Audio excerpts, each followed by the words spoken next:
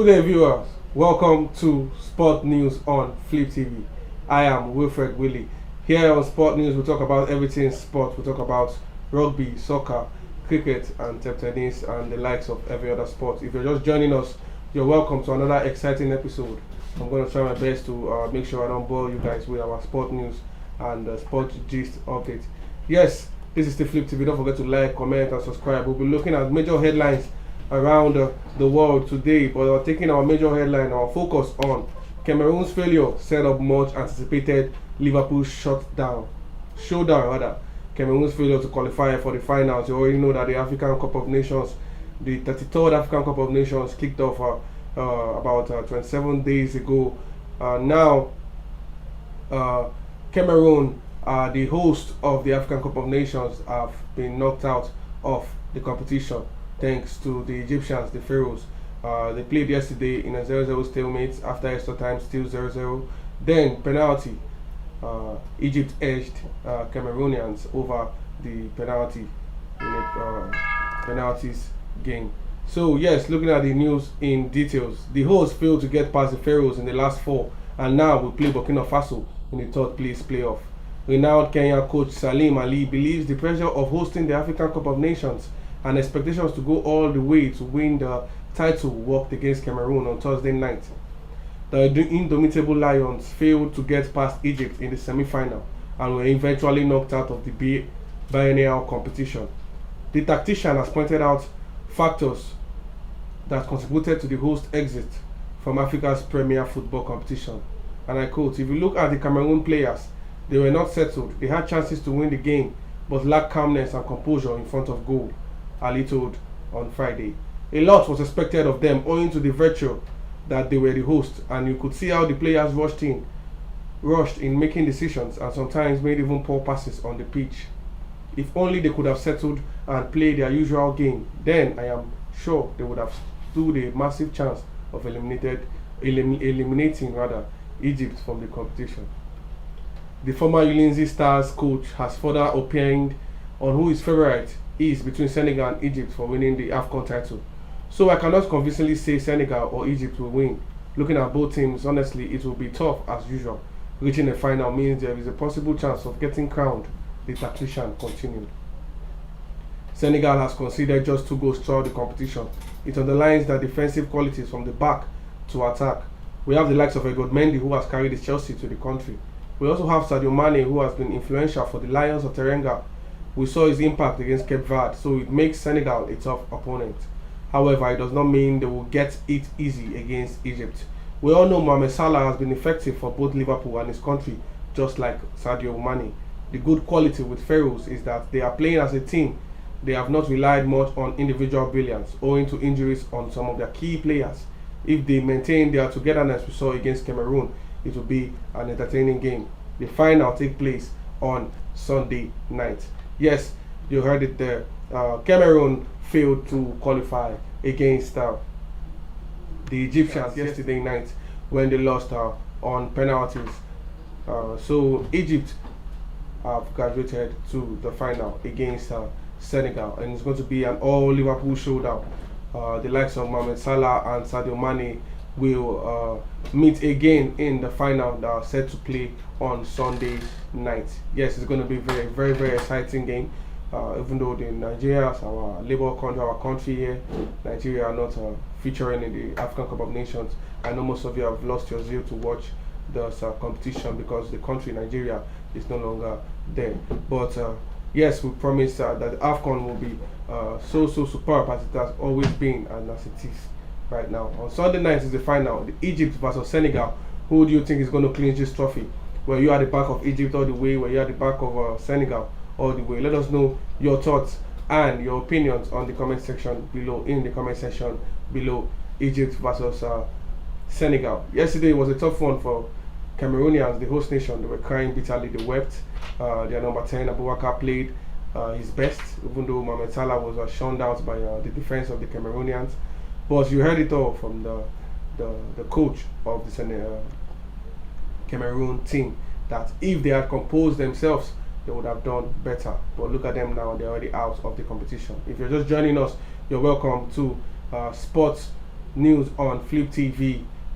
Here we'll talk about everything sports, including your favorite football, soccer, cricket, step tennis, badminton, and the next of all the old sports.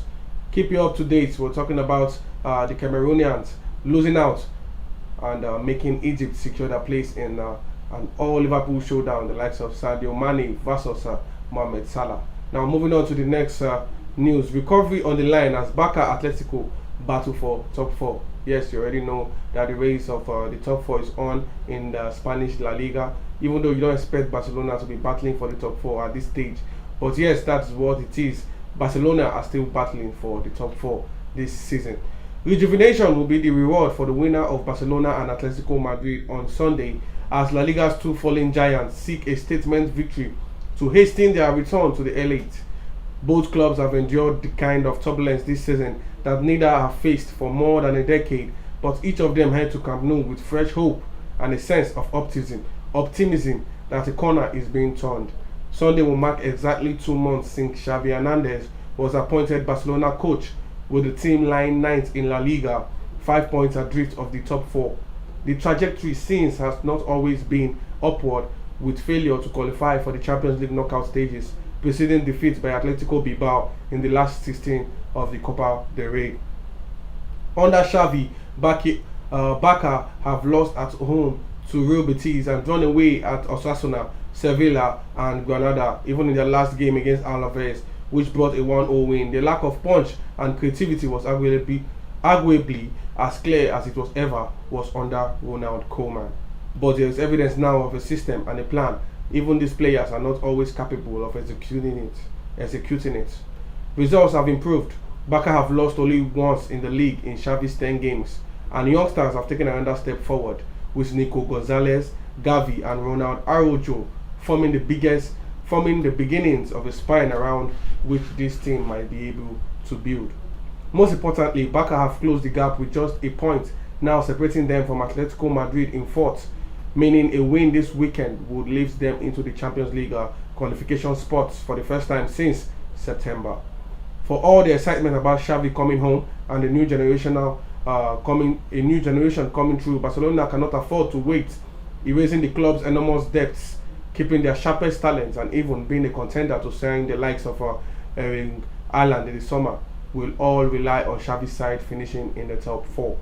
It is why any romantic ideas about style and youth have been tempered by a more pragmatic edge, the kind that persuaded Xavi and Joan Laporta to resign a 38-year-old Dani Alves, add the physicality of Adama Traore, and bring Pierre-Emerick Aubameyang in from the cold. Aubameyang could make his debut on Sunday, although given the 32-year-old last game for Arsenal came on December 6th, he might be more likely to start on the bench. Atletico's problem has been conceding goals rather than scoring them. The collapse of their usually dependable defense, the central reason for the crumbling defense of their title.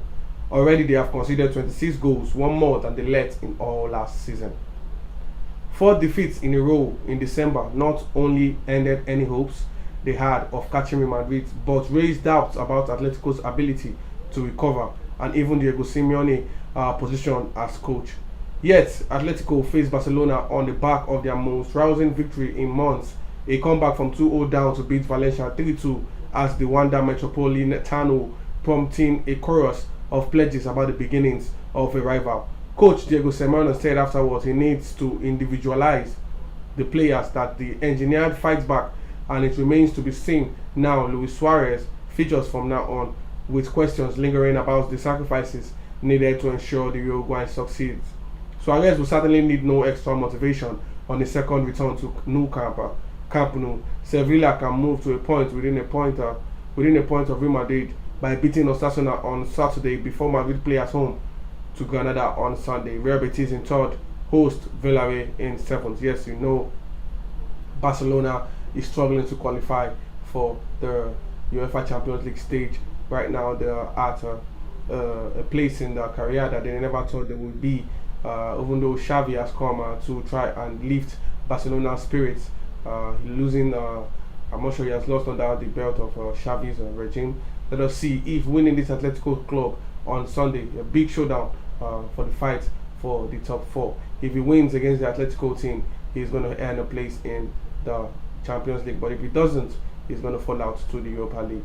And where would that leave Barcelona in terms of signing big names like Erling Haaland that they already claimed interest on this coming window transfer? Moving on to the next headline, Aubameyang hails chance of a lifetime after joining Barcelona. It's no longer news that Pierre-Emerick Aubameyang has joined Barcelona. Yes, Barcelona has unveiled Pierre-Emerick Aubameyang as their striker. Now Aubameyang is excited and of course saying that he regretted not saying his last goodbye with the fans in Arsenal, but he's happy at his new club. Now the news in details. Pierre-Emerick Aubameyang called joining Barcelona the opportunity of his life on Thursday and backed the club to regain its place among Europe's elites. Aubameyang was officially presented at Camp Nou after his signing was confirmed on Wednesday. The 32-year-old allowed to move on a free transfer after Arsenal terminated his contract. His deal at Barca runs until 2025, although there is a break-in clause in June 2023 and a buyout clause set at €100 million. I have always dreamt of playing in La Liga, Aubameyang said. It's an incredible opportunity for me. It's been a dream since I was little and it's the opportunity of my life. Barca is one of the best clubs in the world and I am very happy to be here. Barcelona, we hope Aubameyang can help solve the team's problem of scoring goals this season and make the difference in their fight to finish in La Liga's top 4. Plagued by debts of more than €1 billion and still recovering from the shock departure of Lionel Messi, Barca are no longer the force they were. They were knocked out of this season Champions League in the group stage and lie 5th in La Liga, 15 points behind leaders Real Madrid. And I quote, "I know that we will return to the top little by little," Aubameyang said. Aubameyang could make his debut at Camp Nou on Sunday in a crunch La Liga game against Atletico Madrid, who sits a point ahead of Barcelona in 4th. But the striker is likely to be lacking sharpness. His last appearance for Arsenal came against Everton on December 6th. "I haven't played a game in a long time, but in my head it's very clear that I'm ready to play and to help," said Aubameyang. "I have talked a bit with the boss and he sees me as a number 9, but if he ever needs to play me on the wing, I am ready to play there too." Aubameyang scored 92 goals in 165 games for Arsenal, but fell out with coach Mikel Arteta after a series of disciplinary issues. "I don't think I said anything wrong," Aubameyang said. "I think the problem was just with him. He wasn't happy. I claim, and that's it." Well, yes, you already know that Aubameyang is saying that the problem was with Mikel Arteta, not from his end. Is the problem from the coach or was the problem from the player? But how he stands, Barcelona are no more the force to reckon with as they were before, looking at where they are already in the table. They are fighting for a top 4 place against Atletico Madrid on Sunday. If they lose that game, they won't find themselves qualifying for the UEFA Champions League spot. If you're just joining us, welcome to Sport News on Flip TV. Here we talk about everything sports, from the likes of basketball to football to soccer to rugby to table tennis to badminton. And yes, you're already here and you know how we do it here. Moving on to the next headline. Real Madrid's double bid ends in shock loss to Atletico Bilbao. Yes, I know I said yesterday that Real Madrid will edge to seek the double, winning the double trophy this season, but that ended in tears as they were knocked out of the Copa del Rey by Athletic Bilbao. They lost the game 1-0. Real Madrid's hopes of clinching a Spanish domestic double were dashed on Thursday as Athletic Bilbao scored a dramatic 89th minute winner to knock them out of the Copa del Rey. Alex Berenguer's scintillating strike after a Casemiro mistake was enough to seal a shock 1-0 victory at San Mamés and send Athletic through to the semi-finals. With Barcelona, Atletico Madrid and Sevilla already out, Madrid were firm favourites to win the Copa del Rey, while in La Liga, they are in the driving seat as well, sitting 4 points ahead of Sevilla at the top of the table. But it will be the Athletic that join Real Betis Valencia, Rayo Vallecano in the last 4, and while Betis are flying high in the league, all 4 teams will have genuine hopes now of lifting the trophy. For Athletic, it will be particularly special coming after they were beaten in 2 finals in 2 weeks last year. The first, a postponed game from 2020 against Basque rivals Real Sociedad, and the second at the hands of Barcelona. They defeated a Real Madrid team that was almost at full strength and certainly the best Carlo Ancelotti had at his disposal, even if the visitors dearly missed Karim Benzema, who is still recovering from injury. Without Benzema, Madrid lacked any real threat up front, and it was a daunting reminder for Ancelotti of his lack of quality options to back up the Frenchman when he needs them. The match was intense and compelling, but low on chances, with neither team able to carve out any golden opportunities, even if Athletic were the more aggressive side overall. When the decisive moments came, it came from a mistake as Casemiro's sloppy pass was caught out by Mikel Vesga, who quickly fed into Berenguer. He still had work to do, but made the space with a sharp turn away from Nacho Fernandez before burying a superb shot past Thibaut Courtois and into the far corner. Yes, so you heard it all here. Real Madrid are out of the Copa del Rey. Yes, they are out. They seek to clinch the domestic double, but unfortunately for them, yesterday's match against Athletic Bilbao was their last.